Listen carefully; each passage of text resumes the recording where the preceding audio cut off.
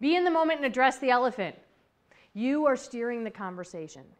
Some people feel like when they're in a difficult conversation that conversation is dragging them along, that they are struggling to catch up, that they're getting hit with all kinds of things they don't want to be hit with. This is uncomfortable for me. I don't want to be here. But you know what? You get to choose what you say. You get to choose what you address. You get to be in charge of that conversation. Now, that doesn't mean you do all the talking. That's not the in charge, but you can make the conscious decisions to do things or say things different throughout the conversation. But many people forget that piece when they're either about to or in the middle of a difficult conversation. You have the ability to change it. Even if it's a matter of, you know what, I could really use a cup of coffee. Mind if I step out for just 30 seconds? I mean, sometimes just that. You're grabbing a hold of the steering wheel and saying, I'm not just going to let this car fly off the road. The elephant. Anybody been in a conference room that seats about 6 to 8 people? You can picture that conference room? Okay, I'm going to put you on one side, me on the other. I'm going to put an elephant in there. Would that be uncomfortable? Would we have trouble communicating? Okay, literally, if you put an elephant in that room, is how uncomfortable some conversations are because people are not addressing what that elephant might be. Deal with a lot of managers, a lot of folks. Somebody says, yes, I will do that for you. 2 weeks later, they haven't done it. Ever been in that situation?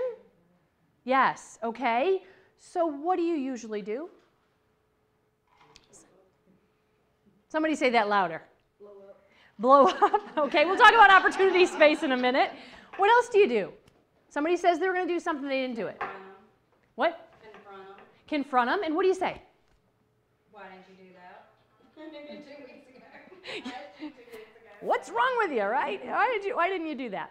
Well, sometimes if somebody routinely doesn't do something, we continue to talk about the task and why haven't you done it and when are you going to get it done and do you need some help or whatever you might do to help the person get the task done.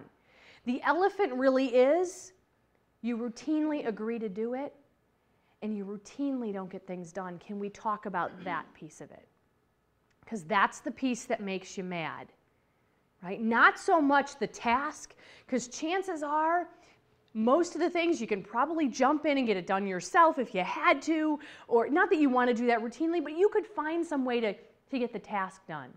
What usually drives most of us crazy is the fact that that person is not getting it done, that they routinely say yes and don't do it. And so most people will never have that conversation that says, Cheryl, I hate to say this, but you know, there's like 5 things that you said you would do and you didn't. I mean, talk to me about that. I really need this stuff from you. Is there some other way we can approach it? I mean, that's the elephant. And if you're not talking about that, and certainly, why didn't you get it done? Let's get it done. But then the elephant really is the problem behind the problem, which is you don't get stuff done when you say you're going to. Or when I do talk to you about something you said you'd get done, you get upset with me. And I'm not sure why you're getting upset with me. Can you do this via email?